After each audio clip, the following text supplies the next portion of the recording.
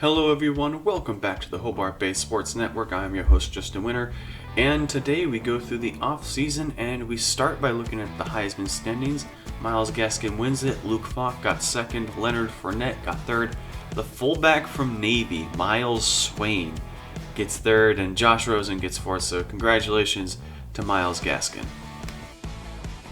Look at the All-Americans. We have no national All-Americans, but for all independents, we have Thi Nguyen as the returner on first team, and we have no one on second team. So yeah, that's exactly what you would expect from a team in their first year.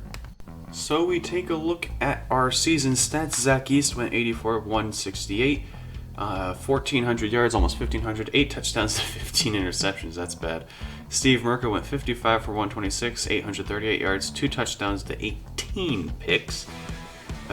Zach East had exactly 50% passing. That's interesting. Steve Merker was 43%. And then the average, not great numbers. Steve Merker actually had the longest pass.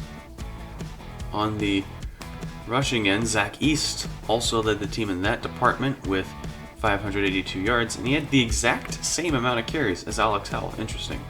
He also led the team in rushing touchdowns with 9. Alex Howell got 2, and Jeremy Johnston, the fullback, got a touchdown as well.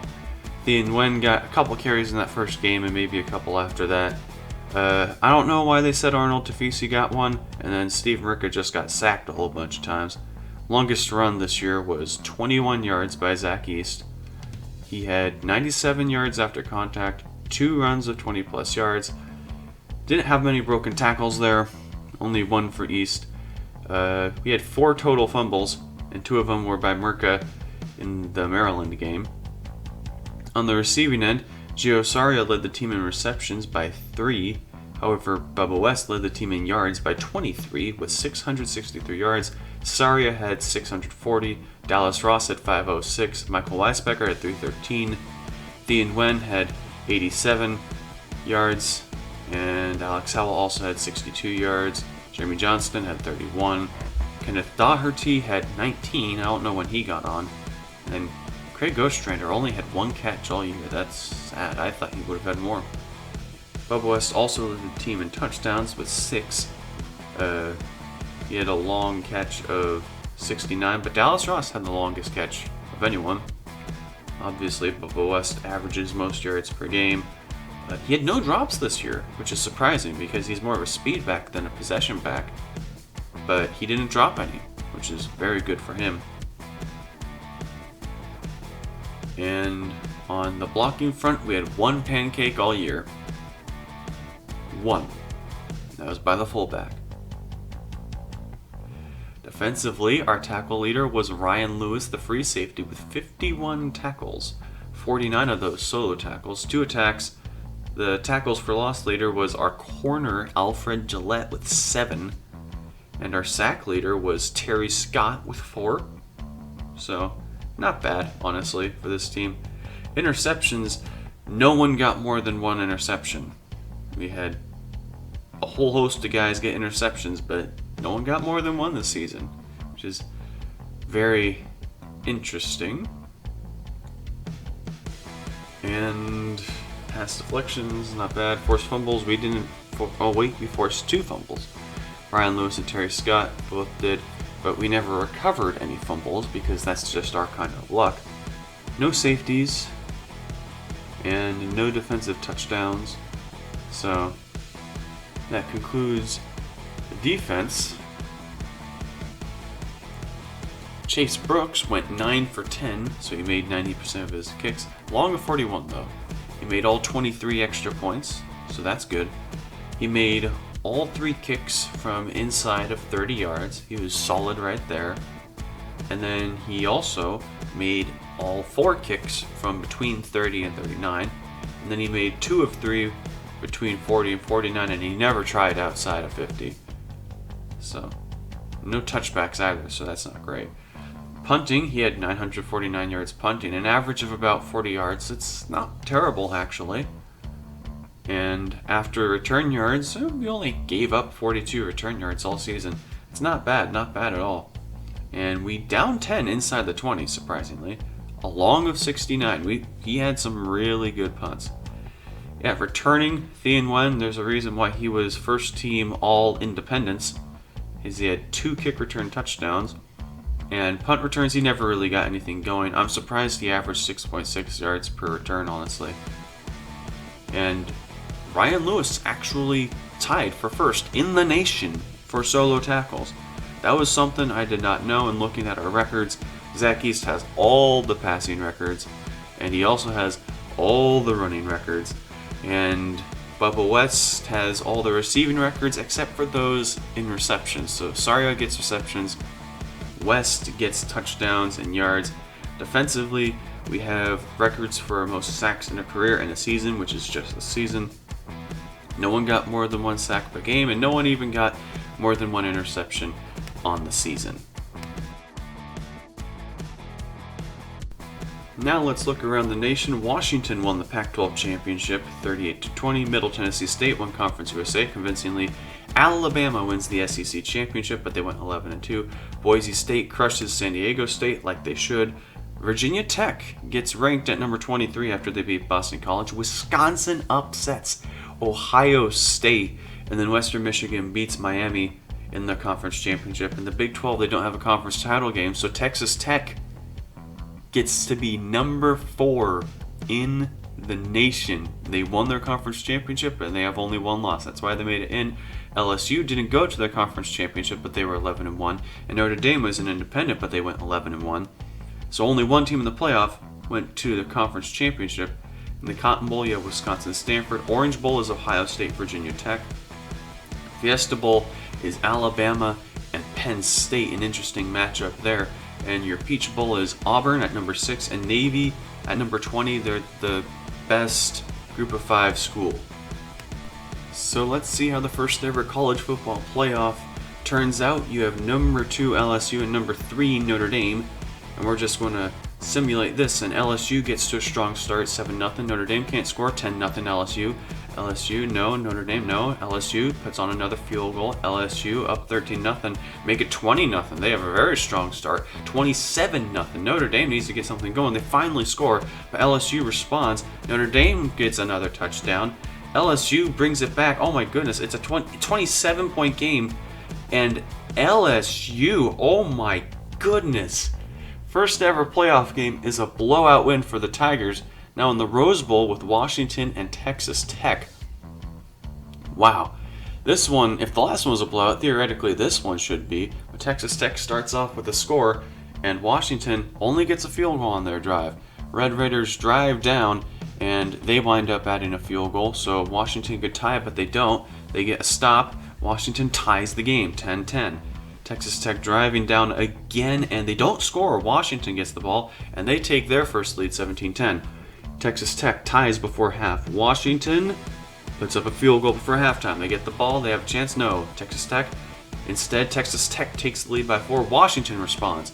The Red Raiders, they tie the game up at 27. Nearing the end of the third, Washington takes a touchdown lead, and Texas Tech ties it up in the early fourth. Washington couldn't score. Texas Tech couldn't. Washington scores a touchdown. Texas Tech driving down the field, and they tie the game up. Washington does... Oh, Texas Tech is up by 3. Washington needs something, and they score, and that's it. Oh my. What a game. Washington scored right there at the end. Let's take a look at this.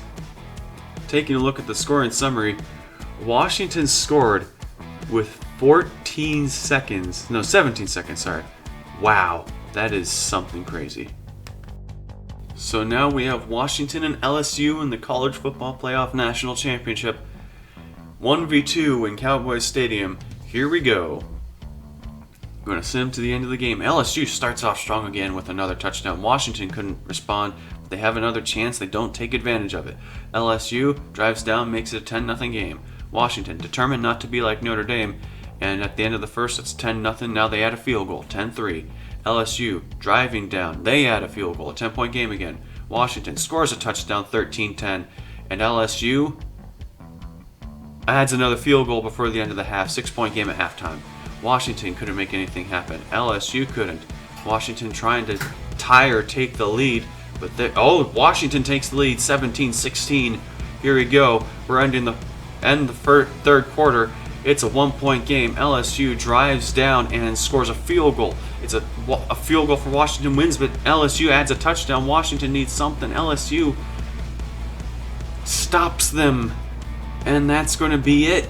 LSU wins the national championship 26-17.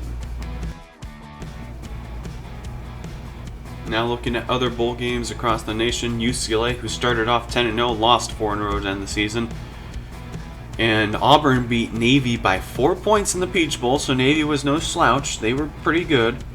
Looking at some other games, Clemson beats Florida very convincingly in the Outback Bowl. Washington, of course, beat Texas Tech in the Rose Bowl. Penn State beats Alabama by 3 in the Fiesta Bowl. LSU destroyed Notre Dame there. Ohio State swats down Virginia Tech, and then Wisconsin beats Stanford. And then, of course, your national championship is not by that score. It was an LSU win. We all know that. Or if the game doesn't like to update it properly, you can see it's the same score from when Washington beat Texas Tech. Even the scorecard doesn't display it right. But we all know it was 26-17. LSU won. Final rankings, LSU is number 1. Washington is number 2. Texas Tech gets number 3. Wisconsin number 4. Auburn number 5. Notre Dame number 6. Penn State 7. Ohio State 8.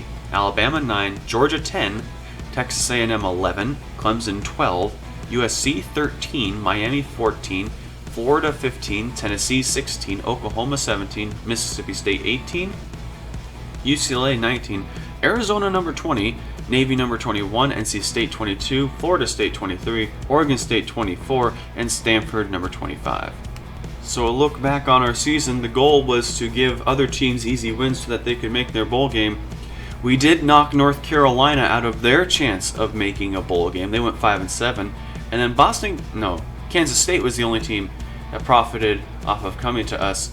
We had no players leaving and we had no transfer requests. So just looking at the recruiting board, we're going to go with 3,000 on Chris Moyer, 4,000 on Gerald Williams, and also 3,000 on Danny Matthews. Hopefully we can get him. It's a very simplistic offseason recruiting right here, and we wind up getting Gerald Williams and Chris Moyer. Danny Matthews winds up going to Wisconsin. So as a summary for our recruiting class, we got the number 43 recruiting class in the nation, and if you look up at the top to see who had the best recruiting class this year, it was not Washington, it was Notre Dame. However, Washington did get the number 4 recruiting class in the nation. Notre Dame had 23 prospects total, but we tied for most total amount of prospects with 25, and UTEP had the worst class. Interesting to see, Washington had 9 4-stars, a 5-star. When you look here, they have Harris, Sanders, Taggart, Hill, Bird, Cohen. I mean, you look at all these guys, and these guys are absolute beasts. And then you look at the 3-stars. I mean, 3-stars aren't necessarily bad, especially if they're gems, and especially when you get a kicker that's a 3-star. That's pretty good. And then they have 1 2-star outside linebacker.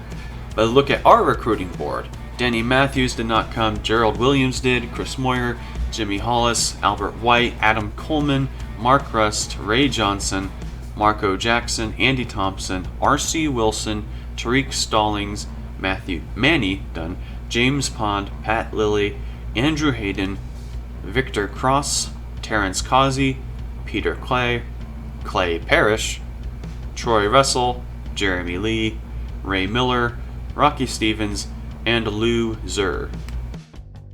The only really position change is Jimmy Hollis, the athlete, and he is going to become a free safety.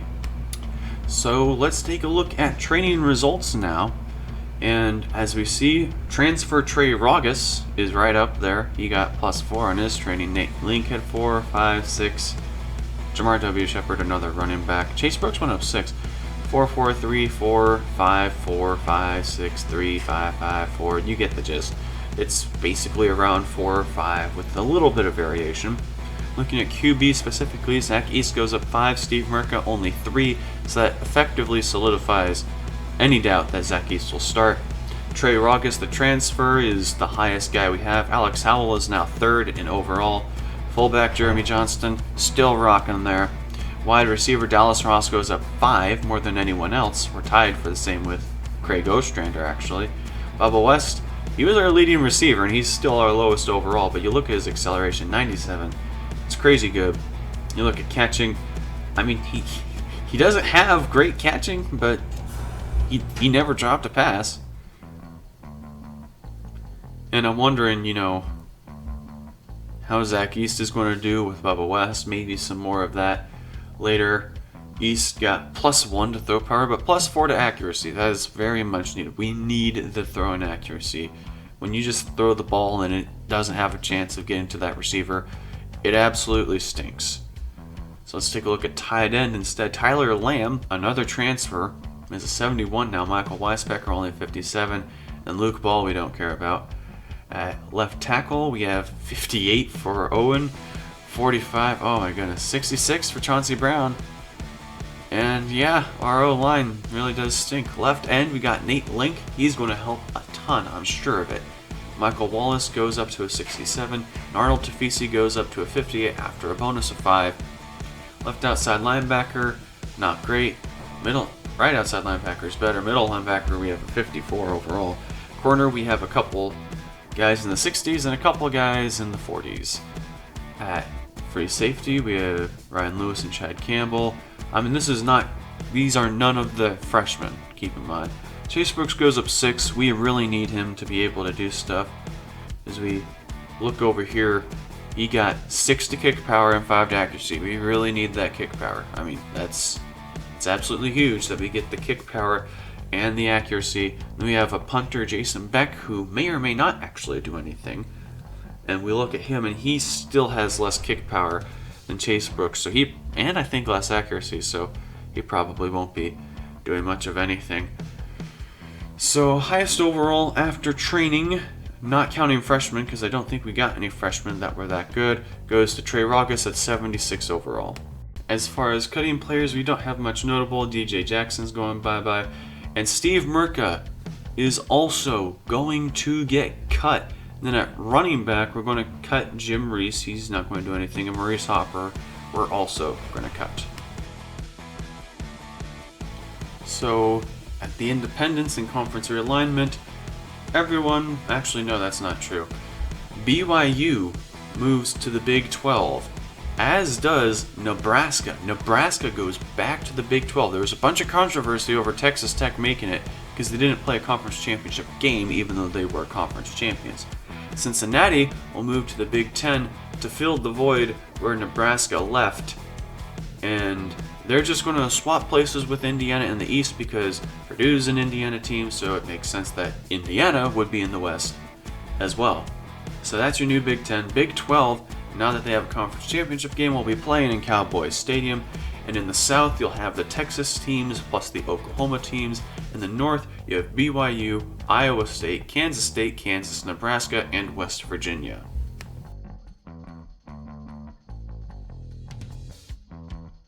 Regarding red shirts, we are going to redshirt Albert White, and we are also going to redshirt R.C. Wilson. So we're going to see how that happens. No red shirts at fullback. At wide receiver, I'm not sure. We're going to redshirt Craig Ostrander, as well as Victor Mackey. At tight end, no one. At left tackle, we're going to redshirt Kazi. We're not going to do anyone at left guard. Right guard, we're going to redshirt Rocky. No, we're not. And that's all for the offensive side. On the defensive side, no one at left end, no one at right end. Moving on to the tackle, we are going to redshirt no one. And Manny Dunn will not. Why was I thinking that? Oh, wait a minute. Yes, we will redshirt at D tackle. And not at left outside linebacker, not at middle linebacker. However, we will redshirt Clay Parrish. At corner, we need everyone we can get. But we're going to redshirt Marco Jackson. At free safety, we're going to keep who we got there. And at strong safety, we're going to stay strong. And then obviously we can't redshirt. Actually, we can redshirt loser, but we're not going to. So for our schedule, we're going to start sort of on the road against Washington, and then we're going to go to North Carolina. They want revenge, and they're going to host us at their own place. Then we're going to have a neutral site against Oregon. It's not going to be Cowboys Stadium. It shall be a new stadium, which you haven't seen. Then we're going to go on the road against Cincinnati.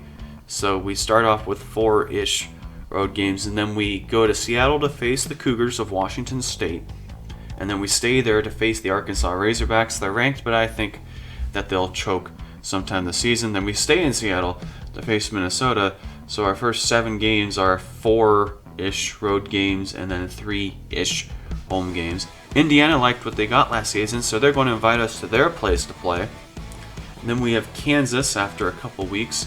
That might be our easiest game. Then we go to Mississippi State and then go to Duke. And then we end at home against Virginia.